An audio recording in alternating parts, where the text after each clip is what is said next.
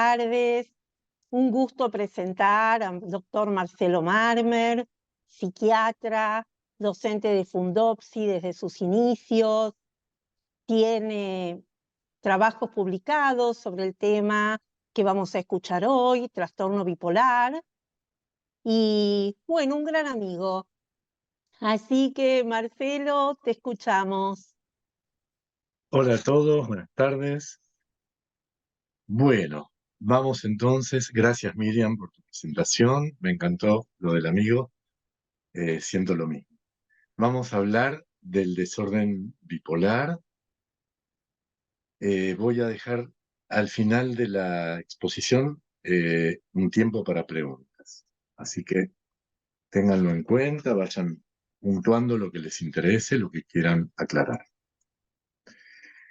El desorden o trastorno bipolar es una patología altamente prevalente, es crónica, provoca deterioro, requiere, por supuesto, atención médica, psicológica y social. Es más común de lo que se pensaba. A veces se escucha gente que dice, ¿cómo se está sobrediagnosticando la bipolaridad? Por suerte esto se escucha cada vez menos. Está claro que lo que sucede es que hay mucha más investigación, se diagnostica mejor y se trata mejor también. Bueno, ya lo sabrán, pero por las dudas, para ponernos todos de acuerdo, la bipolaridad se caracteriza por fluctuaciones patológicas del estado de ánimo. Las fases de la enfermedad incluyen episodios hipomaníacos, maníacos y depresivos.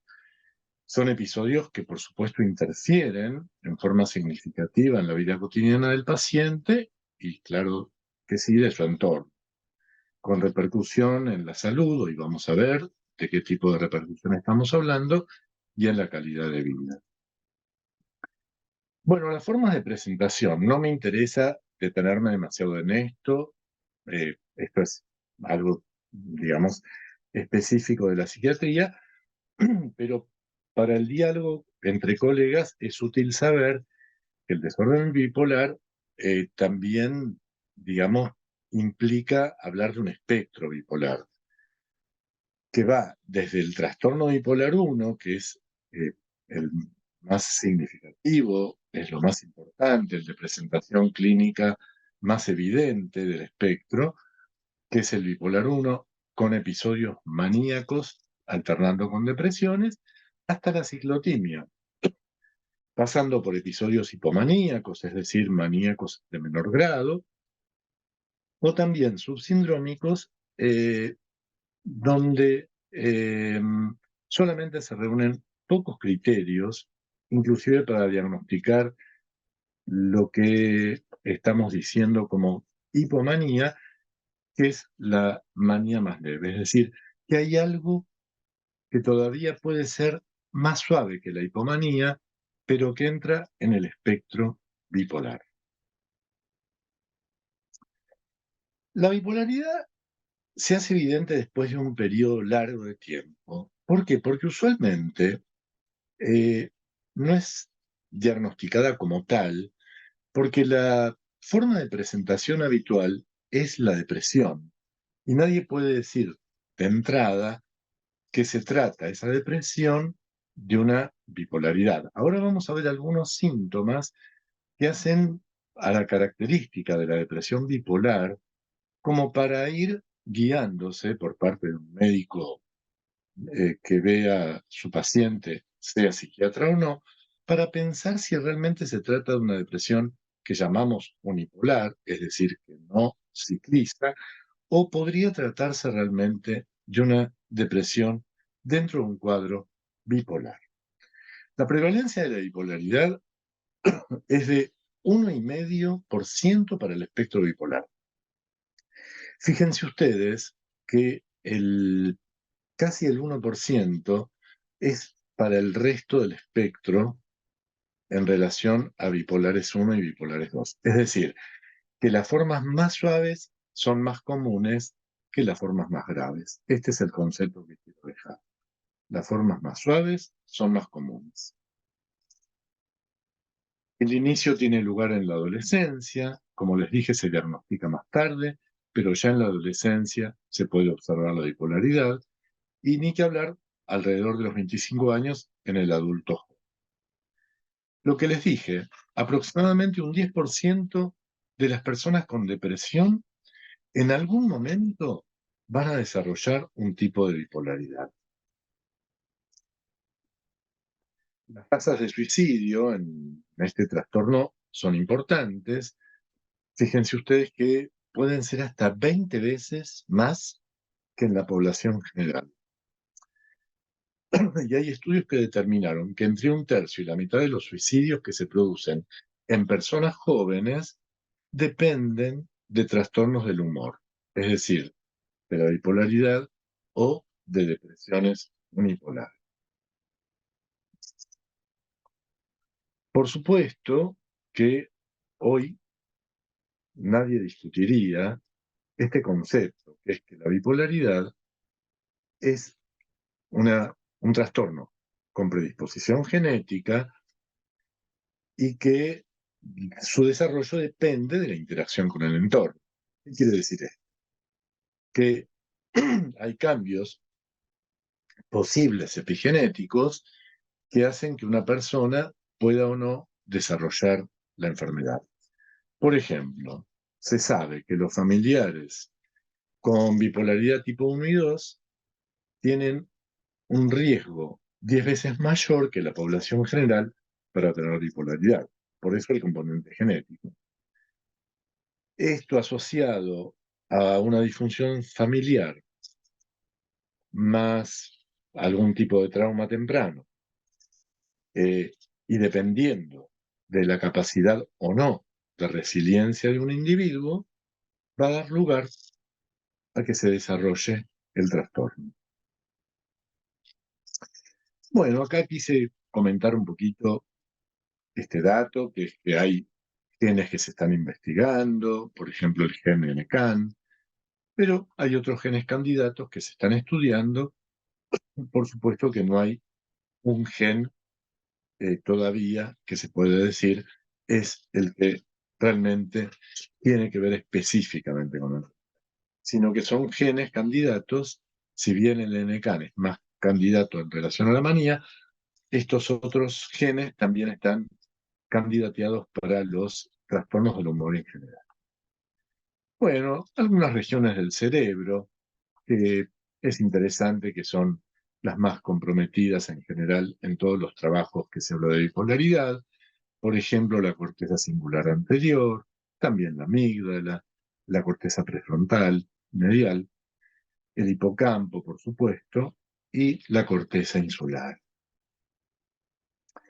Bueno, no voy a detenerme demasiado en esto, pero por supuesto quiero que tengan el concepto de lo que es un episodio maníaco, que es un momento muy particular que tiene que durar por lo menos una semana para que se diagnostique bipolaridad tipo 1. Es decir, un momento de exaltación de una persona no es hablar de bipolaridad. Tiene que ser una semana con un síntoma maníaco. Por supuesto, estamos hablando de personas no medicadas. Bueno, los diagnósticos diferenciales, esto es importante que lo tengamos en cuenta. El síndrome confusional con excitación puede confundirse con un episodio maníaco. Algunas demencias. El consumo de sustancias es muy importante porque, por ejemplo, la cocaína puede dar lugar a cuadros pseudomaníacos. Otras psicosis, es decir, también en la esquizofrenia, ¿por qué no? Y en la paranoia puede haber una megalomanía que se confunda con la bipolaridad tipo 1, con la manía. Y la patología dual, es decir, cuando se combina una patología psiquiátrica con consumo de sustancias. Y esto es un concepto muy importante. La bipolaridad no se presenta solita. La bipolaridad en general se presenta en comorbilidad. Vamos a ver ahora algunas enfermedades médicas que se dan en los bipolares y también enfermedades o patologías que ocurren, que vemos los psiquiatras, como son el uso de sustancias, desórdenes de alimentación. Fíjense ustedes que casi el 50% de los bipolares tienen problemas en el control del consumo de alcohol. 40% abusan de otras sustancias. Por supuesto que pasa como en muchas otras enfermedades que los autores no se ponen de acuerdo en los diagnósticos de ataque de pánico y ansiedad y TOC, trastorno obsesivo compulsivo, que también son comórbidos con la bipolaridad.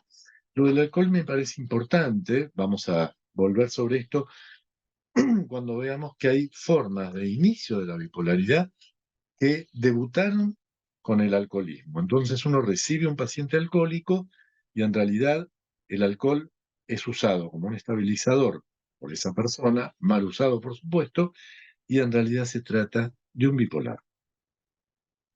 Bueno, hay otras comorbilidades psiquiátricas, esto lo quise nombrar, por lo menos para que ustedes sepan que la bipolaridad no se presenta sola, como les dije, en la fobia social también puede ver, en la personalidad fronteriza, eh, a veces precisamente el diagnóstico diferencial con bipolaridad se hace particularmente dificultoso. Bien, lo que ven en pantalla. Vamos a hablar de algunas comorbilidades médicas que son las más comunes en la bipolaridad.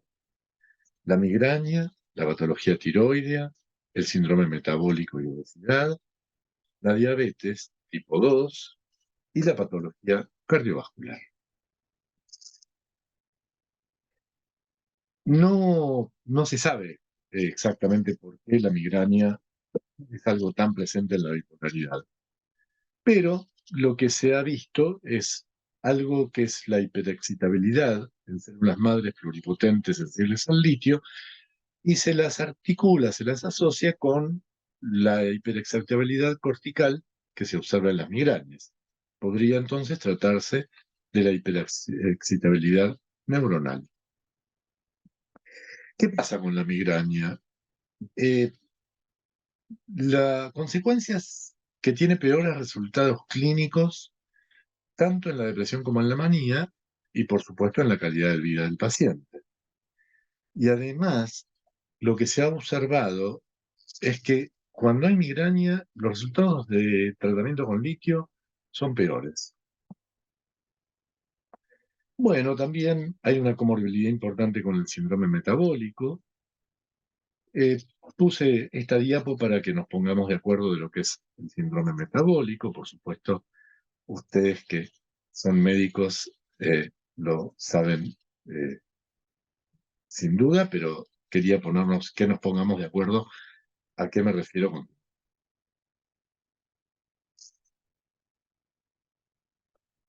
Bien, ¿qué pasa con la obesidad en las personas bipolares? Cuando hay presencia de obesidad en pacientes con episodio depresivo mayor, pareciera que hay eh, esa combinación de depresión con obesidad orienta mucho al diagnóstico de bipolaridad. No estoy diciendo que es diagnóstico, pero orienta.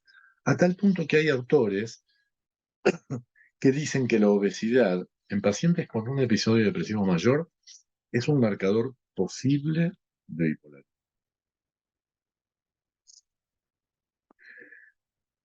Eh, Vamos a hablar de otra comorbilidad importante, que es la comorbilidad cardiovascular. Los pacientes con condiciones psiquiátricas tienen en general una detección más tardía de los factores de riesgo cardiovascular. Ustedes ya lo deben haber visto en las clases anteriores, pero esto es general para toda la patología psiquiátrica. Nosotros los psiquiatras lo que vemos es que los pacientes llegan más tarde que otras personas a los médicos. Y esto es importante en la consulta psiquiátrica y por supuesto los médicos que ven a estos pacientes también, es preguntar mucho cómo se están cuidando. porque los pacientes psiquiátricos tienen mucha dificultad para hacerse cargo de los controles médicos y del cuidado de su cuerpo. Yendo particularmente a la enfermedad cardiovascular, el nivel de factores de riesgo es más importante en los bipolares, tanto en hombres como en mujeres. Y esta es una cifra que me pareció muy importante comentar y charlar con ustedes. Se estima que el riesgo de morir por enfermedad cardiovascular es entre 2 y 3 veces mayor en la población bipolar que en la población general. Y también, por supuesto, lo que hablábamos antes, la prevalencia es casi el doble para síndrome metabólico, lo cual tiene mucho que ver, por supuesto, con la enfermedad cardiovascular. Eh, bueno, esto también me parece interesante mencionarlo. La gravedad del trastorno depresivo mayor y el trastorno bipolar está en relación directa con cambios que se observan a largo plazo en la hipertensión arterial y en la obesidad. Es decir, cambios que ocurren eh, por la propia enfermedad psiquiátrica, no por el mal uso de antihipertensivos, ni por los psicotropos, es por la propia enfermedad y por lo que estábamos hablando antes de los cuidados insuficientes.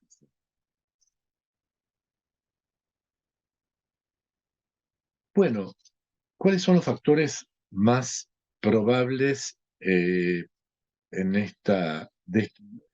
teniendo en cuenta esta dificultad, esta insuficiencia del control médico? Primero podría ser la naturaleza misma de la enfermedad psiquiátrica. También la duración del episodio. Cuanto más tiempo está enfermo el paciente, por supuesto que en ese periodo el paciente no se ocupa de su propio cuerpo. Y también porque lo que se ve en los pacientes psiquiátricos en general es que buscan la ayuda médica muchísimo más tarde que la población general. Voy a hablar del riesgo de diabetes, sobre todo, por supuesto, diabetes tipo 2. Hay en algunos trabajos niveles aumentados de factores de riesgo de enfermedad cardiovascular y diabetes tipo 2, con hiperlipidemia y obesidad, tanto en esquizofrenia como en el desorden bipolar.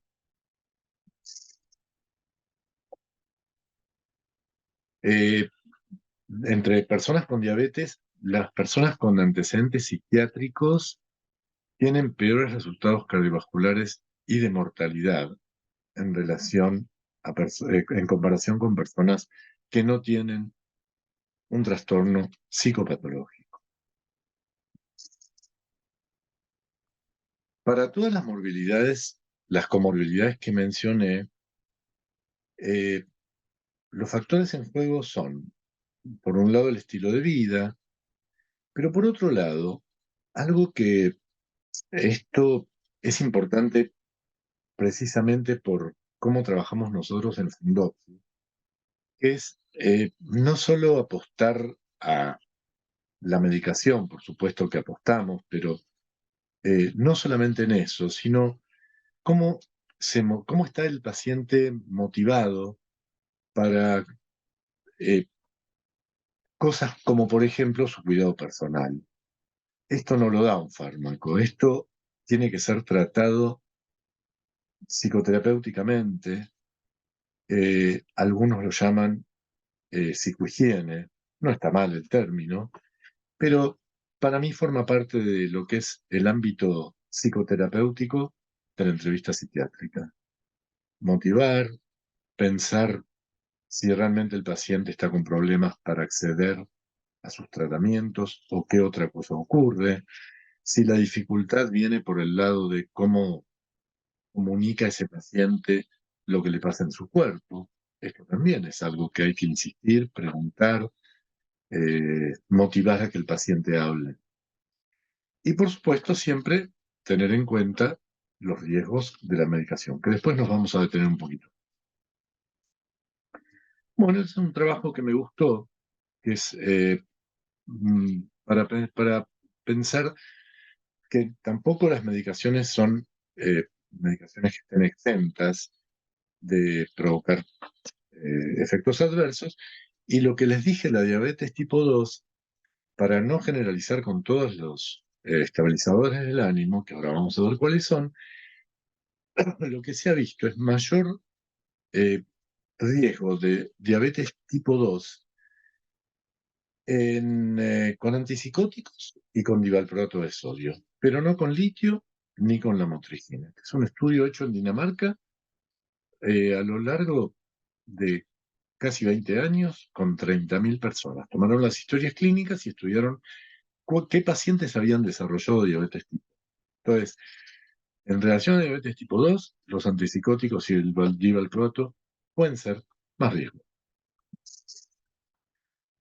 Voy a hablar un poquito del consumo de sustancias, que les dije que casi el 50% de los pacientes bipolares consumen sustancias. El alcohol y el cannabis son las sustancias más utilizadas y luego le siguen la cocaína y los opioides. Por supuesto que esto tiene resultados negativos en la enfermedad, en el curso de la enfermedad, con episodios tanto de manía como de depresión, episodios afectivos más frecuentes y prolongados, peor cumplimiento del tratamiento, menor calidad de vida, mayor número de internaciones e inclusive de conducta suicida. Y lo que les dije antes, hay un subgrupo de pacientes bipolares que pueden desarrollar una forma más leve de enfermedad que solo se expresa después de la exposición prolongada al abuso de alcohol. Y es ahí donde uno dice, bueno, en realidad la enfermedad estaba, pero no se había manifestado porque el paciente usaba el alcohol como un estabilizador.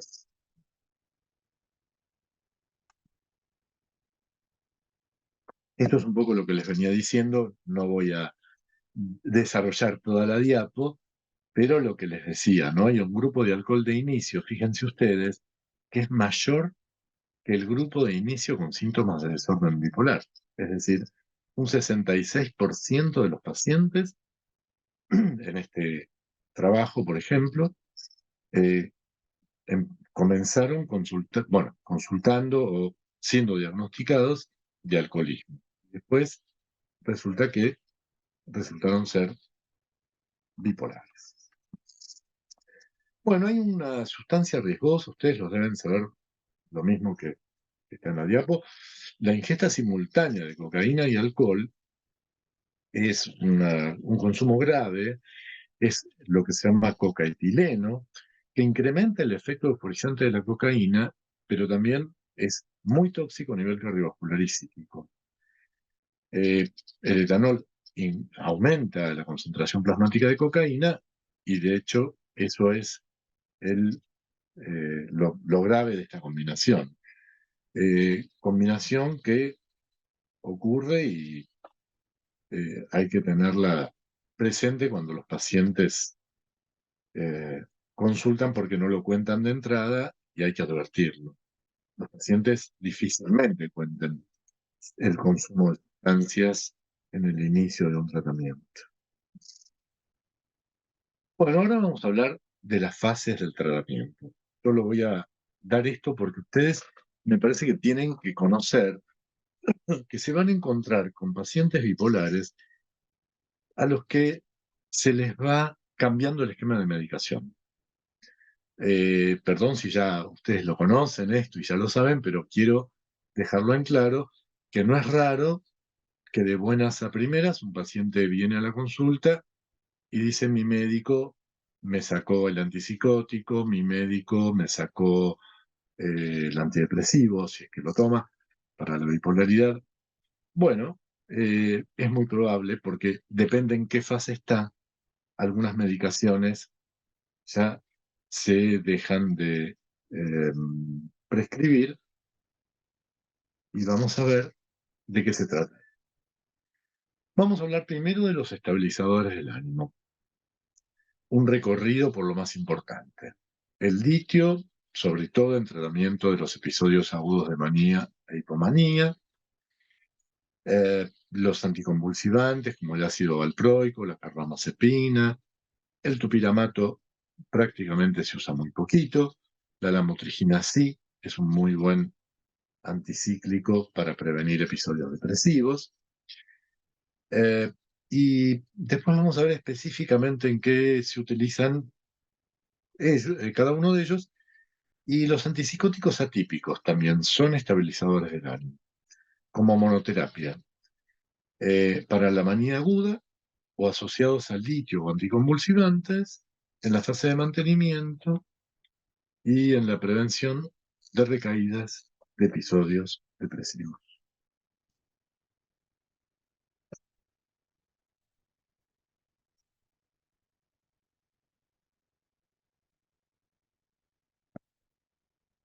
Los antipsicóticos y el litio son más eficaces que el divalproato de sodio y la carbamazepina en la manía aguda. Esto no quiere decir que el divalproato no se use o que la carbamazepina no se use. Vamos a ver específicamente en qué se usan esas medicaciones. Pero los antipsicóticos y el litio son muy buenos. El litio es lo que se llama la molécula Gold de la bipolaridad. Tiene sus efectos adversos, ahora vamos a verlos y por supuesto que hay que estar atentos, pero es una molécula muy eficaz, sobre todo cuando hay antecedentes de eh, eficacia en una persona o inclusive en su familia. Y la ventaja de los antipsicóticos en manía aguda es que actúan antes que el litio y que cualquier otro estabilizador. Esto es un poquito lo que les decía, el litio tarda unos días en ser eficaz, por lo menos el séptimo día. Bueno, los efectos adversos más comunes, para que no estemos tan atentos a que solo lo renal es lo que puede ocurrir en un paciente medicado con litio. Después vamos a hablar de eso. Pero los más comunes no son las alteraciones renales. Lo más común son las náuseas, al principio sobre todo, a veces vómitos, bueno, lo que se ve en pantalla, ¿no? Lo que más se ve de todos estos comunes son la diarrea y el temblor, que no siempre implican toxicidad, no siempre implican una intoxicación por litio. Hay pacientes que, en las mujeres sobre todo, hay una queja importante porque no pueden, por ejemplo, ni siquiera pasarse un epidural.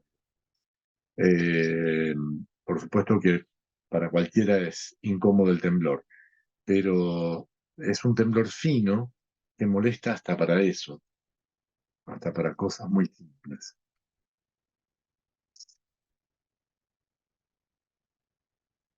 Bueno, el mecanismo de acción del litio. Lo que quería decirles, no importa tanto el detalle, pero lo que quiero decirles es que se está investigando el mecanismo de acción. Por supuesto que se investiga esta cadena, que es la vía de la beta-catenina, que tiene que ver con el desarrollo embrionario, organogénesis, homeostasis celular. Y fíjense ustedes que en general los estabilizadores del ánimo tienen acciones en las vías que tienen que ver con la apoptosis celular, es decir, con los mecanismos de vida y muerte celular. Tanto el litio como otros estabilizadores del ánimo. Por ahora, estas son las teorías más importantes. Vamos a hablar de los efectos adversos del litio, que son cosas que ustedes se pueden encontrar en los consultorios. La queja típica, además de lo que les dije, el temblor, a veces la diarrea, yo no veo tanto eso, pero entre otras cosas, lo que es típico de las personas que toman litio es un cierto letargo, una cierta fatiga y dificultad para concentrarse. Por supuesto que les aclaro que yo tengo pacientes que tienen actividades ejecutivas importantes medicados con litio y saben cómo contrarrestar esto con actividad física o, bueno, ya lo conocen y entonces no les afecta tanto, pero esto se puede ver con el litio. Hay gente que lo tolera mejor, como en todas las cosas en medicina, y hay gente que lo tolera menos. En relación a el efecto adverso en la tiroides, como inhibe la liberación de la de la hormona tiroidea, puede dar lugar a hipotiroidismo y bocio. Esto implica que hay que hacer chequeos de los niveles de T3 y T4. No es razón para suspender el litio si es que el paciente anda muy bien con litio. La verdad, hay pacientes que solo andan muy bien con litio. Uno les cambia el estabilizador y pueden estar mejor, por supuesto, de la enfermedad, pero los pacientes mismos quieren volver al litio porque saben que se sienten mucho mejor. Entonces, a veces, aunque haya, por ejemplo, hipotiroidismo, y bueno, si se puede sustituir la hormona, adelante con esto. Eh, bueno, también puede dar aumento de los niveles de calcio, esto hay que controlarlo, la calcemia en el laboratorio, junto con los niveles de TSH para ver qué está pasando hormonalmente. Bueno, interacciones importantes con los diuréticos, porque el litio compite con la sal común, es decir, cuando se elimina sal se absorbe más litio, entonces se puede producir una intoxicación por litio, por la competencia con la sal. Tampoco conviene dar inhibidores de la enzima convertidora de angiotensina, los bloqueantes de los receptores de angiotensina y los antiinflamatorios llamados. Nosotros aconsejamos, por ejemplo, usar otros antiinflamatorios y usar, por ejemplo, paracetamol. Bueno, algunas alteraciones cardiológicas, anomalía más frecuente es la inversión de la onda T, prolongación del intervalo QT y taquiarritmias ventriculares. Bueno, los efectos adversos en la función renal, que es lo más temido. El factor predisponente más importante es el tiempo de exposición, los años de tratamiento. Por supuesto que la edad y episodios que haya tenido este paciente de intoxicación por litio. Eso también puede tener como consecuencias alteraciones en la función. Alteración que no siempre va a ser irreversible. Puede aparecer como diabetes insípida nefrogénica, acidosis tubular renal, nefritis tubulointersticial, que sí es la que tiende a la cronicidad. Y me pareció interesante este trabajo que en 14 estudios lo que informó es que solo el 15% de los pacientes sufrió una leve reducción en la función renal. Me pareció muy interesante porque son 14 estudios, no es poco. Bueno, la diabetes insípida, solo para recordar, ustedes lo saben mejor que yo seguramente. Los síntomas son la poliuria y polidipsia. Tenemos que estar atentos a un paciente medicado con litio que viene con este dato. Mayor riesgo de intoxicación por litio. Y en casi todos los casos, la diabetes insípida es reversible cuando se suspende la medicación. Bueno, por supuesto que hay que investigar, hay que analizar con laboratorio. Eh, la- en general, la nefritis tubulointersticial, que es la que tiende a cronificarse, no ocurre antes de al menos 15 años de tratamiento. Lo que les decía antes depende mucho del tiempo de exposición a la medicación. Eh, y este sí es un cuadro, la nefritis tubulointersticial, que puede ser irreversible. O sea que hay que estar muy atentos a la función renal y pedir los exámenes de filtrado glomerular con control de creatinina y todo lo que sea necesario para predecir el daño renal. Bueno, la intoxicación por litio. Esto es un cuadro que es importante para estar atentos porque se puede confundir sobre todo en personas de edad avanzada con un cuadro orgánico de tipo neurológico. Son síntomas muy parecidos a otros cuadros neurológicos, la confusión, el temblor ya grave, a diferencia del temblor fino que les comenté antes, que es del uso del litio, la ataxia, bueno, un cuadro importante, con caídas, convulsiones, e inclusive con trastornos gastrointestinales. Esto es importante porque el paciente puede consultar por vómitos y diarrea. Uno piensa que se está deshidratando, si es añoso, etcétera, lo que les dije antes, pero si está tomando litio, puede que esté intoxicándose con la medicación. Por supuesto que hay que suspender, hay que hidratar y llevar al paciente a la hemodiálisis y la diuresis forzosa. Bueno, un poco lo que les decía antes. ¿Cómo pedir el laboratorio? Por lo menos, una vez que iniciamos el tratamiento, ustedes no tienen por qué saberlo, pero les comento. Cuando uno da el litio el primer mes, por lo menos tiene que hacer un control a los 15, 20 días y después de vuelta al mes siguiente. Una vez que el paciente se estabilizó en los niveles esperables de concentración de litio, se pide cada 3 meses.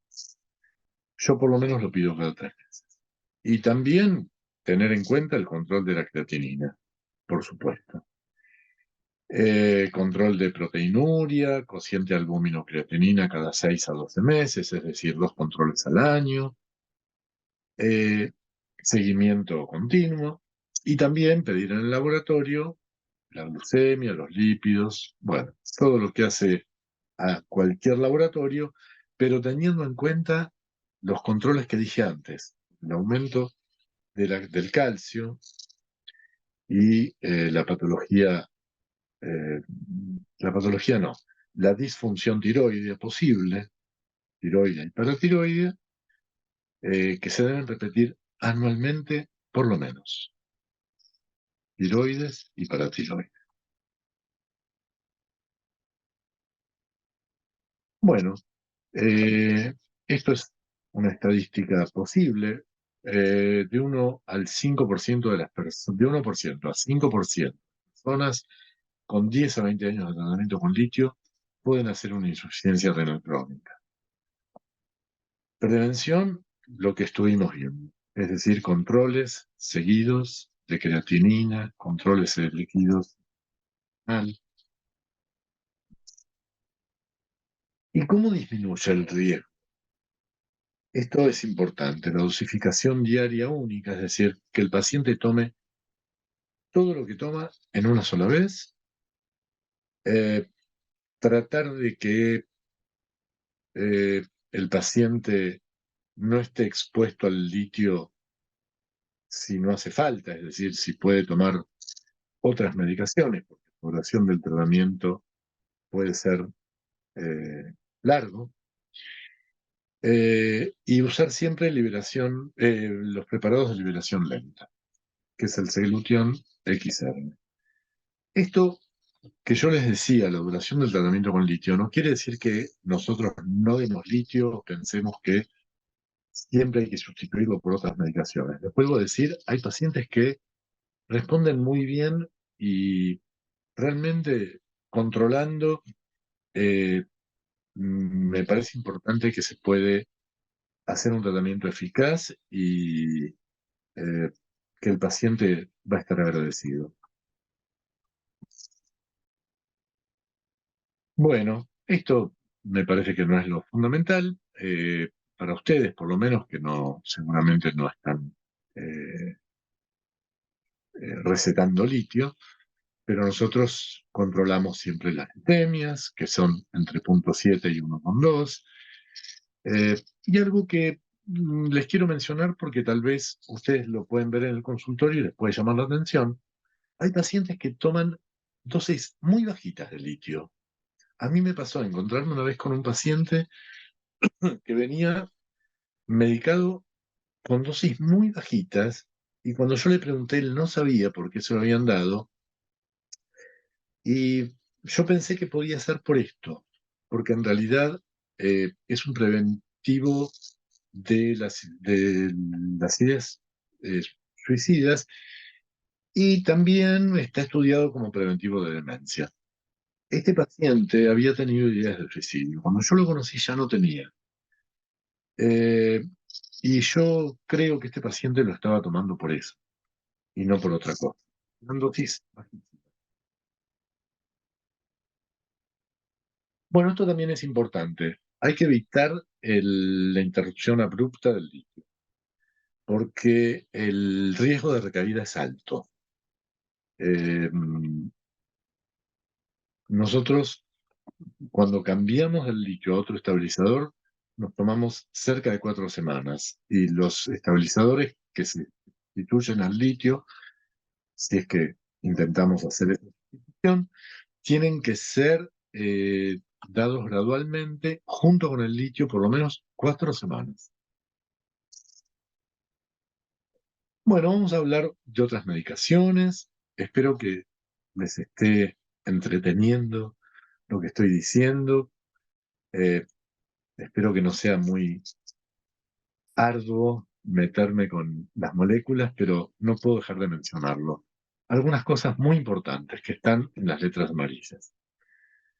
El divalproato de sodio, fíjense ustedes, así como el litio actúa a los 7 días, en un episodio maníaco es muy útil, pero empieza a actuar de 5 a 15 días después del episodio, es decir, perdón, después de iniciar el tratamiento. Por eso se combina, les voy adelantando, con antipsicóticos cuando damos un estabilizador del ánimo como otros. Después vamos a ver qué antipsicóticos. Los eventos adversos más comunes del divalproato son la somnolencia, las náuseas, los mareos, espasmos, vómitos. Yo no lo he visto, la verdad que no vi nada de esto. Y menos frecuente, pero hay que hacer el control, el ovario poliquístico con ciclos anovulatorios. Es decir, una persona que está tomando divalproato y no ovula, hay que pensar que está teniendo este efecto adverso el divalproato de sodio. La carbamazepina en este momento se usa muy poco en la bipolaridad, pero se tiene en cuenta para pacientes con síntomas importantes de agresividad. No se usa mucho por el efecto que ustedes deben conocer, que es la agranulocitosis que puede provocar. Bueno, los antipsicóticos. Ahora vamos a ver cómo se usan los antipsicóticos. Eh, por supuesto que actúan antes que los estabilizadores que venimos viendo.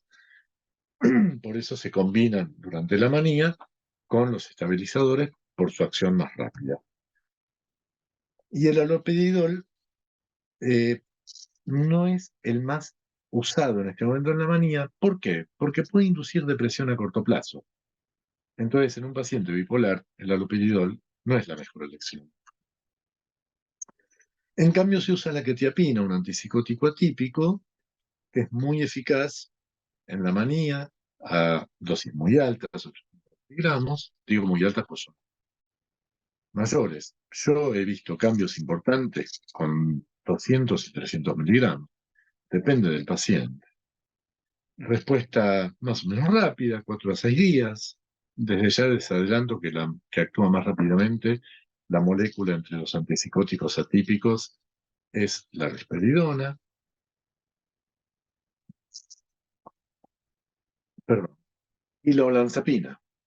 La olanzapina también, fíjense ustedes que la respuesta ocurre entre el segundo y séptimo día, con pocos efectos adversos extrapiramidales. Es una muy buena medicación que nosotros tratamos de no sostenerla demasiado tiempo porque da lugar a la aparición de síndrome metabólico.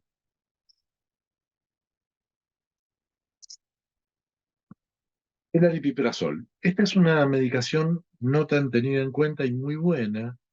No tan tenida en cuenta porque eh, como son muy eficaces la olanzapina y la quetiapina, se le da menos bolilla al aripiprazol, pero no porque sea menos eficaz, sino porque los psiquiatras nos hemos acostumbrado mucho hasta que se aprobó el aripiprazol por la FDA, por ejemplo, en la manía. Pero ya está aprobado, eh, tarda un poquito más que la risperidona en actuar, eh, se usa como coadyuvante en el tratamiento de la depresión bipolar, esto eh, es importante porque no hay muchos tratamientos para la depresión bipolar como eh, vamos a ver en un ratito.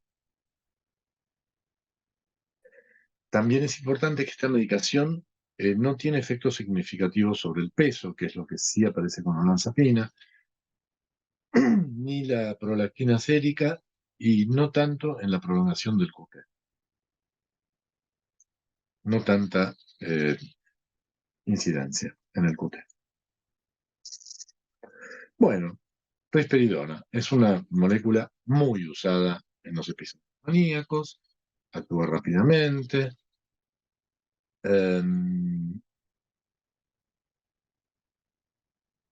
Bueno, por supuesto que los pacientes pueden tener los síntomas de casi todos los atípicos. Somnolencia, dispepsia, náuseas, y de los atípicos es el que más tiene efectos extrapiramidales. Por ejemplo, acaticia, temblor, cosa que la quetiapina y la olanzapina no se ve tanto, y tampoco con el aripiprazol. Bueno, conclusión. ¿Qué hacemos los psiquiatras durante la manía aguda? Las moléculas más eficaces, el litio, el valproato, la carbamazepina, recuerden, para situaciones de mayor agresividad, el haloperidol menos, por lo que les dije, para depresión, la olanzapina, la quetiapina, el aripiprazol y la risperidona. Otros antipsicóticos no se usan tanto como acenapina y ciprasidona. Bueno, lo que les fui diciendo a lo largo de esta charla, que el litio eh, es, es muy eficaz, sobre todo cuando hay antecedentes en la propia persona del paciente o inclusive en los familiares. Cuando hay familiares respondedores a litio, es una buena práctica dar litio. Ahora vamos a hablar un poquito de un cuadro un poquito más, digamos, complejo, que no es la clásica manía, que son las características mixtas de la enfermedad. Pero antes de eso, voy a hablar de depresión bipolar. Eh, el episodio depresivo bipolar se confunde mucho con cualquier otro episodio depresivo mayor, es decir, no bipolar, lo que se llama unipolar. Lo único que se puede articular a estos episodios y pensar que se trata más de una bipolaridad que una depresión mayor solamente, es que el inicio es temprano, antes de los 25 años, tienen mayor cantidad de depresiones a lo largo de la vida. Recuerden que la bipolaridad en general se inicia con un episodio depresivo y no con la manía. Eh, y la depresión postparto. Nosotros como psiquiatras le damos mucha bolilla al antecedente de la depresión postparto. Por supuesto que los episodios depresivos tienen mayor gravedad porque el paciente sufre mucho y el observador no siempre, esto es interesante, el observador, el psiquiatra clínico que está viendo a este paciente, no observa el sufrimiento, no observa el sufrimiento como signo, tanto como lo sufre el paciente. El paciente relata un sufrimiento, el paciente con depresión bipolar, que no se observa al buen observador, por decir así. Aún el buen observador dice, bueno, no se lo ve tan mal, y el paciente habla de un sufrimiento terrible.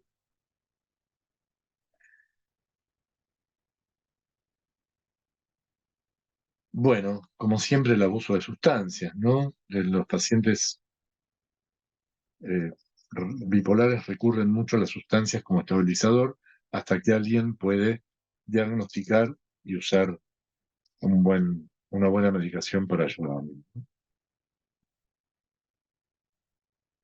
Bueno, lo que les dije antes, el litio como primera elección, en lo posible. El episodio depresivo puede tratarse con litio, esto es lo que quería decir, perdón. Si bien el litio no es la molécula antidepresiva de la bipolaridad, hay pacientes que tienen depresión bipolar que eh, andan muy bien con el uso del litio.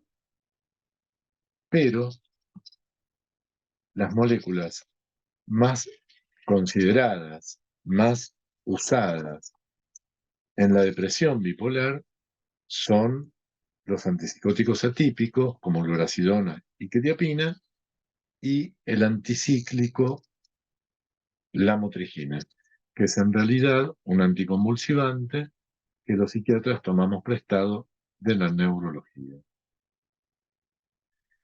Por otro lado, los pacientes que no responden al litio, que es lo que les decía antes, la lamotrigina más litio podría ser una excelente opción. Esto ténganlo en cuenta porque lo van a ver. ¿Cómo dos estabilizadores? Bueno, porque el litio previene la manía, no funcionó tan bien con ese paciente en la depresión y se le agregó la motrigina para prevenir la depresión. Combinación entonces de litio más la motrigina. La quetiapina también, muy eficaz en la depresión bipolar, en dosis que van desde 300 a 600 miligramos, tanto bipolares 1 como 2. La bipolaridad 1 es la que tiene manía, la que se presenta con manía, la bipolaridad tipo 2 es la que se presenta con hipomanía. Bueno, ¿cuándo damos antidepresivos en la bipolaridad? Poco. Los niveles de evidencia son bajos, pero se usan. Por supuesto que sí. Pero no hay tanta evidencia y hay que tener cuidado porque en general pueden provocar el switch a la manía. Los que menos switchan son, o menos switchean, perdón, son el bupropión y un IRS, que es la paroxetina. Los episodios mixtos, para comentarlos simplemente, para que ustedes, si lo ven en el consultorio, sepan que puede tratarse de una bipolaridad, un paciente que en el mismo día, digamos, puede, durante un periodo de una semana, pero en el mismo día, puede pasar de la depresión a la manía, eh, y uno dice, bueno, a ver, no, esto no me cierra. Sí, es un episodio mixto. Por supuesto que la comorbilidad en el episodio mixto es mayor, por lo que les decía, por ejemplo, del consumo de sustancias. Son pacientes que por sufrimiento consumen y quieren combatir esas alteraciones. Además, tienen trastornos de ansiedad, importante. Bueno, esto para que sepan que tiene un tratamiento con antipsicóticos atípicos, a veces combinados con otros estabilizadores como el litio, el divalproato, pero en general se dan los atípicos.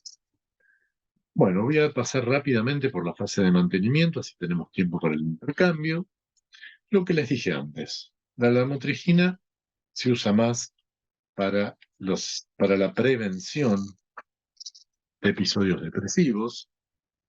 Durante el episodio depresivo, ya les dije que se usan más los antipsicóticos atípicos como el omeprazol y quetiapina, a veces antidepresivos. La lamotrigina no parece ser tan eficaz durante la depresión, pero es un buen preventivo de la depresión. Eso quiero que quede claro. No durante el episodio, aunque se da durante el episodio, pero sí como preventivo.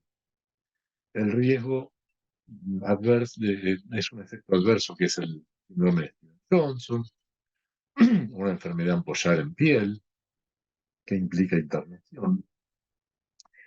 Y la combinación de litio y divalproato con quetiapina se usa mucho en la prevención de síntomas de depresión, tanto depresión como manía, y el estado de ciclado rápido. Por eso las combinaciones son muy usuales en estos pacientes.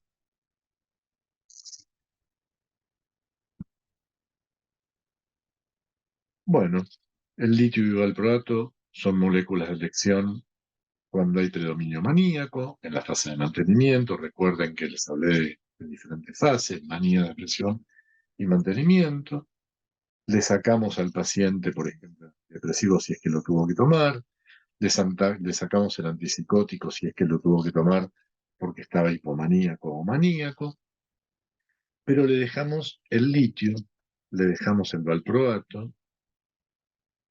Y si hay comorbilidad con abuso de sustancias, la droga de elección, la molécula de elección, va a ser el divalproato. Eso es muy importante. Tiene mejor eficacia en abuso de sustancias en bipolaridad que el litio o cualquier otro estabilizante.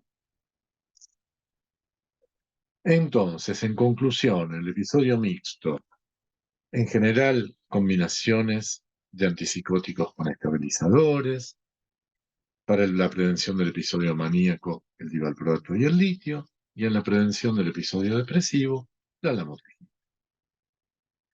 Bueno, gente, muchas gracias por escucharme. Espero que abramos los micrófonos y charlamos un poquito.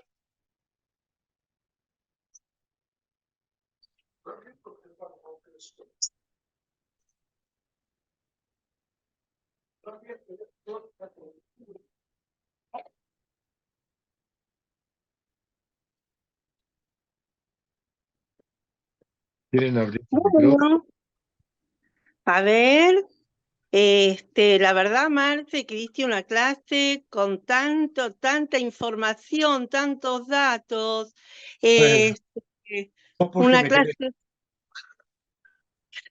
porque te quiero, pero porque te escuché también. Y la verdad es que diste una clase con muchísimos datos, súper interesantes. ¿Alguien quiere hacer alguna pregunta?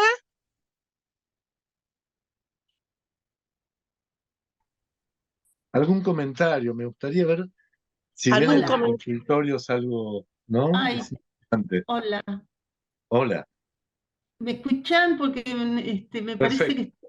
que sí. ¿Qué tal? Muy Hola, buena Mónica, mucho clase, gusto. Marcelo. Hola, Gracias. Mónica. ¿Cómo estás? Miriam, tanto tiempo. Mira, te quiero comentar de un paciente que es con las características que describiste. En general, viene por su adicción a la cocaína y al alcohol. Este, Es un paciente que concurre no porque tenga muchas ganas de dejar su adicción, sino que tiene un trabajo donde si lo pescan, lo pierde. Y Claro. tiene familia, y bueno. Eh, yo empecé a darle porque me decía que él estaba muy ansioso. Ya había hecho un tratamiento hacía un año con valproato. El psiquiatra a los 4 meses le dio de alta y le sacó el valproato. Yo lo veo muy ansioso y y en realidad no estoy muy acostumbrada a tratar adictos, la verdad que muy poco, empecé a usar pregabalina. Y la verdad, todavía ya van a ser varios meses que está en tratamiento, la pregabalina lo calma bastante. Qué bueno. Eh, y empecé a darle bupropión, que al principio él se siente bárbaro porque, bueno, le dio como, le parecía la cocaína, pero se estabiliza y puede estar sin drogas, sin alcohol, trabajando. Bueno. Yo hace poquito lo veo y me cuenta que él se da cuenta que está muy irritable, que está muy enojado. Y empiezo a pensar en el valproato. Y empiezo a pensar ahí bueno, en realidad no le ponía el título de bipolar, sino me iba manejando con lo que iba escuchando. Me interesaría saber tu opinión en relación a esto y empecé en realidad a ponerle un poquito de valproato, pero como no estoy muy segura la combinación con el bupropión, que es 150 nada más, empecé solo con 250 y le pedí que cualquier cosa me avisara, porque me dio miedo la combinación, nunca la usé. Pero me parece que frente a esta irritabilidad, este enojo que él está manifestando y desde ya la apetencia por tomar alcohol, ha vuelto como a manifestarse. Entonces me interesaría tu opinión o alguna sugerencia. Mira, me parece importante tener en cuenta el bivalproato. Eh, Primero, porque es la medicación indicada cuando hay abuso de sustancias en la bipolaridad. Y por otro lado, por el antecedente de la pregabalina, porque tienen un mecanismo de acción bastante parecido. Entonces, eh, pueden, eh, puede ser muy eficaz en un paciente con estas características, por el antecedente de la pregabalina y porque los papers también lo dicen. Además, este dato que vos decís de la agresividad también es interesante con el divalproato. Eh, el divalproato tiene una acción GABAérgica, así que en ese ¿Cómo? sentido, Una... GABAérgica, en Ah, el transmisor, en el sí, neurotransmisor sí. GABA. Así que en ese sentido es bastante inhibitorio. Me parece una muy buena elección esa. Se tendría que ir retirando de a poco el bupropión, lo puedo sacar de golpe y aumentar ¿Por el qué? valproato. ¿Por qué, Mónica, querés sacarle el bupropión? En realidad, por no saber bien si pueden combinarse los dos medicamentos. Yo pensé ahora, cuando lo vi que me trae la irritabilidad, el enojo, la agresividad, pensé ahí sí el valproato, pero está tomando bupropión y pregabalina. Por la inseguridad, en realidad, Marcelo, de cómo Ok. pueden funcionar Ah, las dos. bueno. Bueno, está bueno que lo conversamos entre colegas. ¿Por qué no? La inseguridad. Bueno, eh, a ver, dos cosas. Primero, sí es combinable. Bupropión y Ajá. valproato es Ujú. combinable. Y por otro lado, hay algo que es muy importante para tener en cuenta por las dudas ante una situación así. El bupropión es raro a 150, pero de todos modos es una medicación que disminuye el umbral convulsivo.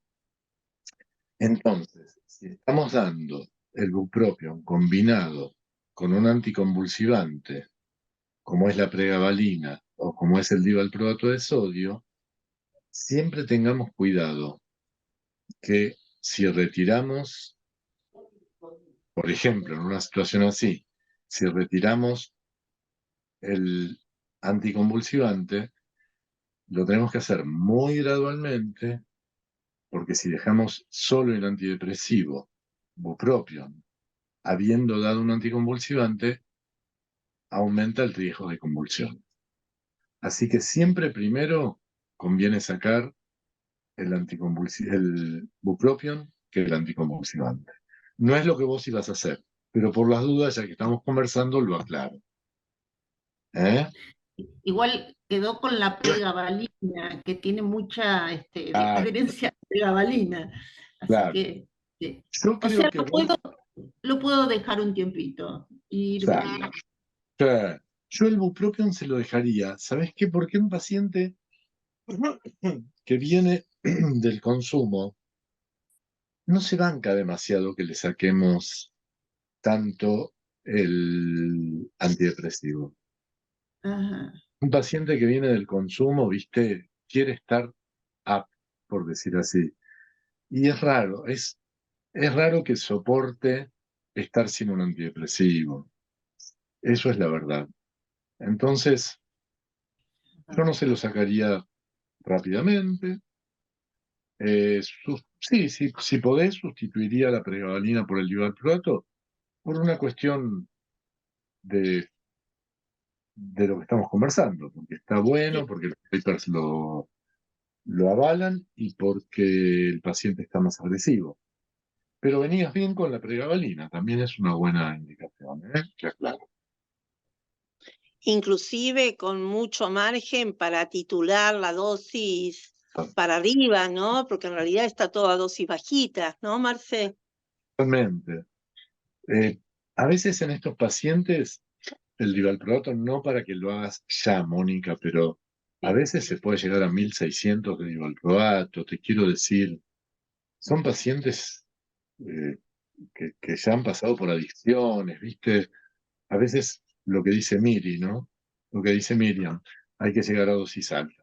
Pero empezar con 400, 600 y vas titulando. Empiezo con Sí, 250, 250, poquito. está Eh, bien. pero voy a ir controlando y aumentando, seguro. Ujú. Sí. Ten en cuenta Bueno, el riesgo de, si sacás la pregabalina, el riesgo de convulsión. O sea, no lo dejes sin el anticonvulsivante. es que tiene tanta adherencia, digo adherencia en cuanto que le tiene tanta fe a la pregabalina, que yo se la dejé. Está Está en una bien, de está bien, 150. está Es- bien. Te la podés dejar, ¿eh? Un poquito. por No sé, eso, no sé, Miriam, si pensás lo mismo. Yo lo iría titulando hacia el divalproato, pero se puede ajá, titular. Sí, el tema es que tienen un mecanismo de acción bastante parecido, ¿no? Entonces, me parece que por ahí es mejor optimizar la dosis de alguno de los dos que dar un poquito de cada uno, digamos, ¿no? Este, porque hay mucho margen. está bien. Ambos Totalmente. tienen, ambos tienen un mecanismo GABAérgico, como decía Marcelo, el divalproato y la pregabalina, ¿no? Sí, Así que bueno, optimizar las dosis. perfecto. Bárbaro, me vino escucharte y hacer esta pregunta. Qué Gracias. bueno. No, por favor. ¿Alguna otra pregunta? ¿Algún otro comentario? Una pregunta. Quería preguntar sobre el tratamiento de mantenimiento. Yo tengo una paciente que quedó, bueno, diagnostiqué hace tiempo como una depresión bipolar, en este signo del agotamiento de la función del antidepresivo, que de pronto no hubo caso, con un antidepresivo que durante algunos años iniciales funcionó. Entonces, bueno, hace muchos años que está con la motrigina y que te a la noche en una dosis baja para dormir, porque en realidad no, más la uso por el efecto sedativo. Mi pregunta es una mujer que tiene muchos años de tratamiento conmigo, tiene 77 años, y mi pregunta es, bueno, en el tratamiento de mantenimiento, siendo ya de la tercera edad, ¿le mantengo las mismas dosis? Yo estoy titulando igual cada tanto la motrigina en sangre, está en lo mínimo, son el 4, y por supuesto los efectos adversos de uno y de otro los chequeo también, ¿no? Le hago un chequeo cada tanto, pero mi pregunta es, con la tercera edad, ¿las dosis se mantienen mientras esté, por ejemplo, en este caso, la motrigina en una efectividad testeada en sangre que da la mínima cantidad, pero que todavía es dentro del rango necesario para que dé efectos terapéuticos. Muy buena tu pregunta, muy importante, como Mónica, ¿no? Estamos siempre ahí en estas dudas que nos preguntamos siempre los psiquiatras ante estos casos que la tercera edad, los pacientes adictos, los pacientes que empiezan a complejizarse. Mira, la verdad es que hay que disminuir la dosis en las personas de tercera edad. Me parece que Miriam sabe más que yo de esto porque trabaja con gente mayor, mucho más que yo, pero sí, las dosis hay que bajarlas en las personas mayores. No sé, Miriam, si estás de acuerdo. Sí, hay que bajar la dosis, pero justamente la lamotrigina no es una medicación que implique un riesgo, ¿no? O sea que está bueno si podemos bajar la dosis, pero siempre teniendo en cuenta la eficacia, ¿no? Si necesitamos utilizar dosis mayores, con la lamotrigina no hay ningún problema en las personas grandes. Recordemos que de todos los estabilizantes del ánimo, la lamotrigina es la que menos efectos tiene sobre lo cognitivo. Pero mi pregunta Entonces, a este problema. Yo uso la mitad de la dosis en todos los adultos mayores.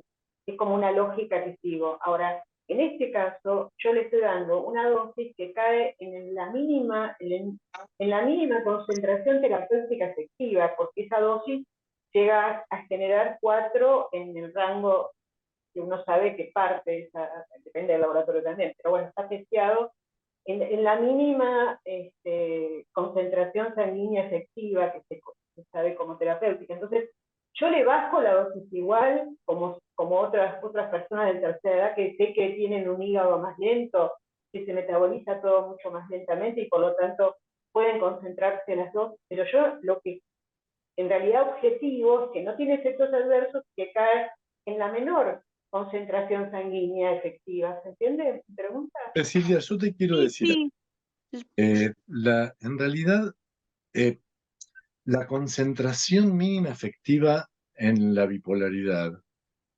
con la lamotrigina es discutible, ¿sabes? O sea, ¿eh? No sabía. Pensé que había que controlar ese mínimo, que por lo menos, o más del mínimo, pero que esté en un rango que ni sea tóxico ni deje de ser terapéutico. Esa era mi idea, ¿no? Es discutible. sí. Pero eso hay que ver fármaco por fármaco, ¿no? Esto del 50% todo es muy relativo. No, Hay adultos mayores que es un concepto necesitan. básico. Es un concepto básico, lo planteo como un concepto básico, tampoco me rijo de esta manera tan rígida. Lo que quiero, el planteo singular, es justamente que en este caso no hice lo mismo por estas razones que estoy dando, que hay una concentración que supuestamente es la que lo protege de su tendencia a la bipolaridad. Entonces, si es discutible que se tenga que cumplir esa concentración mínima en sangre para asegurar cierta efectividad de la lamotrigina, bueno, estamos en otro, este es otro argumento, yo no lo conocía. Eh, te digo lo que pienso. Yo coincido con Miriam. No tiene por qué ser la mitad. Si vos tenés una paciente que, a la que esa dosis le ha resultado efectiva, si tiene un buen hígado y tiene una buena función renal, yo no le reduciría a la mitad, le bajaría, simplemente porque es de buena práctica buscar la dosis mínima útil y teniendo en cuenta que es una persona mayor. Pero Entonces, a la mitad me parece mucho, yo con Miriam, a la mitad me parece mucho, pero perdón, si diría yo le Se bajo puede, que las perdón, personas mayores le bajo tienen la dosis. mismo, pero, perdón, ¿cómo? No, me parece lógico que si yo le bajo la dosis, encuentre una concentración menor que la mínima en la sangre cuando activa el nivel de la lamotrigina en sangre. Entonces, ¿qué va a ocurrir si yo encuentro menos en sangre de lo que está demostrado que es efectivo para la lamotrigina? tengo que mirar para otro lado. Pregunto, no, quizás no le tengo que pedir la concentración de la lamotrigina a esta edad, simplemente le tengo que bajar. Pregunto, ¿no? Escúchame, Nelly. A ver, la verdad es que en psiquiatría el dosaje plasmático de la lamotrigina no lo utilizamos. Eso es algo que se utiliza en epilepsia, lo utilizan los neurólogos. En psiquiatría utilizamos esa dosis que sea eficaz para ese paciente. Y si un paciente adulto mayor necesita una dosis máxima de la lamotrigina, que es 400 miligramos día, no hay ningún problema porque justamente es una medicación que tiene un perfil de metabolización y de efectos secundarios muy benigno.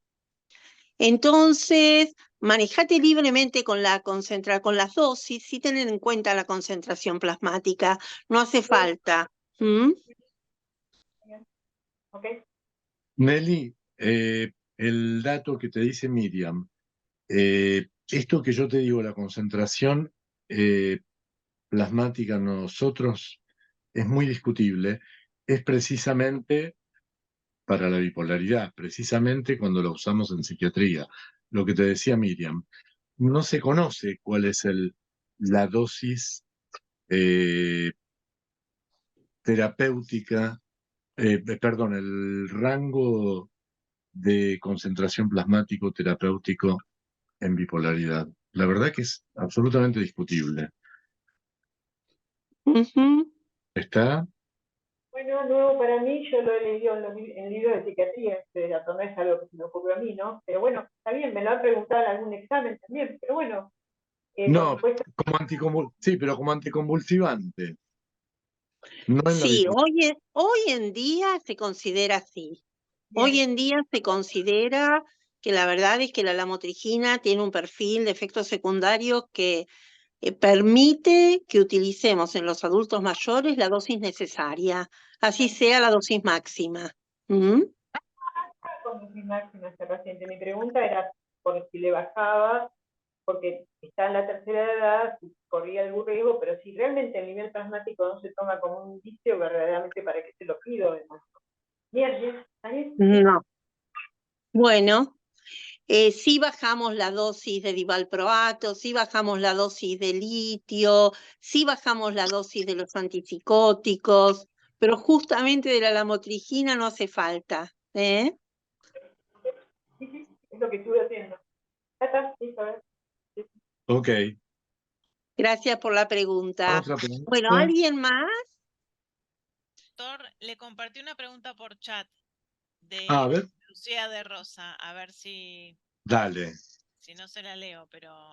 dale. A Hola, ver. ¿qué tal? Si quieres se la pregunto, porque tenía el bebé al lado y no podía No, gracias, preguntar. Lucía. yo la ¿Qué leo. tal? Y no me anda el video, perdón. No, todo bien. Yo la leo. Disculpame, porque ¿Eh? confundo. Dice, Bueno, no sé si está bien redactada. quería saber en manía aguda, inicio valproato, pero tengo que iniciar un antipsicótico. ¿A qué dosis podría iniciar la quetiapina? En las dosis que uno suele comenzar no me ha funcionado. ¿En qué dosis no te ha funcionado? Claro, yo soy neuróloga, pero hice como Sí, una maestría en neuropsicofarmacología, entonces me arriesgué en algún momento, cuando el psiquiatra no estaba apto como para tratar una manía. Y me ha claro, pasado que bueno, empecé a usar el Valcote, pero enseguida, o sea, el Valcote tarda tiempo y aparte, como decía bien, se usaba más como un preventivo. O sea, en agudo quería usar un antipsicótico atípico. Pensé olanzapina, por ejemplo, pero dije no, por el síndrome metabólico que voy a generar, Valcote con la olanzapina no. Y bueno, los neurólogos manejamos mucho quetiapina, pero empezamos a dosis de 25 y, viste, en la manía aguda uno necesita medio rápido bajarlo al paciente. 200 a 300 miligramos. Ah, claro, no, muy diferente a lo que yo usaba, claro. Ujú. Y qué bueno que le Gracias, cambiaste el sí, antipsicótico, porque el Sí, divalproato tiene interacción farmacológica con la olanzapina claro. claro. y, pero no con la quetiapina, o sea que hiciste Ajá. una buena elección. Sí. Bueno, gracias. Y No, les de quería nada. decir de la motrigina Gracias que por la decía pregunta, recién. muy importante. No, de la lamotrigina para aportarles, porque yo uso mucho por la epilepsia. Cierto.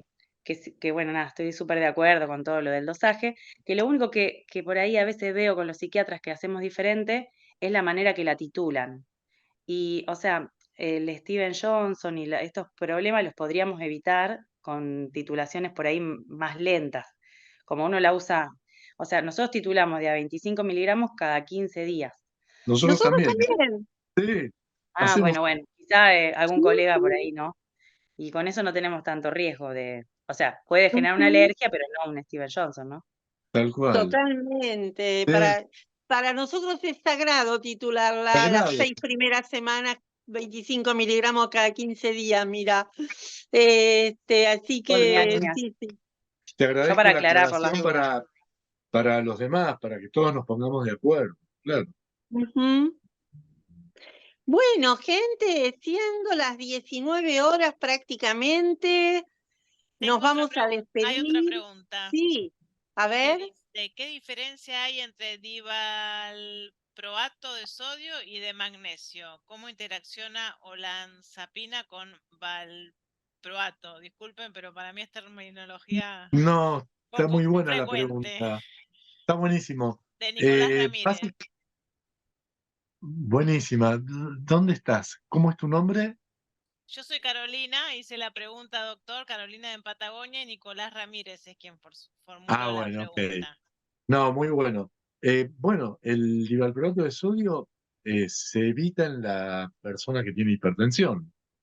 Por eso el valproato de magnesio. Ujú. ¿Está bien? Para evitar el sodio. Y la otra parte de la pregunta es qué interacción hay entre el divalproato y la olanzapina, Exacto. que es que aumenta la concentración de olanzapina por inhibición enzimática, así que tenemos que bajar las dosis de olanzapina cuando está combinada con divalproato. ¿Mm? Algo que agrego a lo que decía recién Miriam. El divalproato, ya que estamos hablando de esta interacción, tengamos en general en cuenta que el divalproato es un inhibidor enzimático. O sea, hay otras interacciones posibles. No se Ujú. no es con todas las medicaciones, con olanzapina sí, por ejemplo, pero siempre ténganlo en cuenta. Así como la carbamazepina, por ejemplo, es un inductor enzimático, la que dijimos que podíamos usar cuando hay episodios de agresividad en la bipolaridad, la carbamazepina, inductor, el divalproato es un inhibidor enzimático. Entonces, tengámoslo en cuenta para otras interacciones posibles. Bueno, ¿alguna pregunta más? Bueno, Marce, muchas gracias No, por tu clase. La verdad es que este es un tema apasionante, un gusto escucharte. Y bueno, y nos encontramos el viernes que viene. Hugo Pisa y yo vamos a dar las clases de psicogeriatría y la vamos a dar desde Mar del Plata porque vamos a estar en el Congreso de Psicogeriatría de la Sociedad Argentina de Gerontología y Geriatría en Mar del Plata. Así que bueno, desde ahí, desde la sede del Congreso vamos a dar la charla el viernes que viene. Así que bueno, nos vemos. bueno, gracias por estar. Nos vemos la semana que viene en el Zoom. Y gracias a todos, muy amables por estar y por las preguntas. Siempre el intercambio es positivo y ameno. Muchas gracias.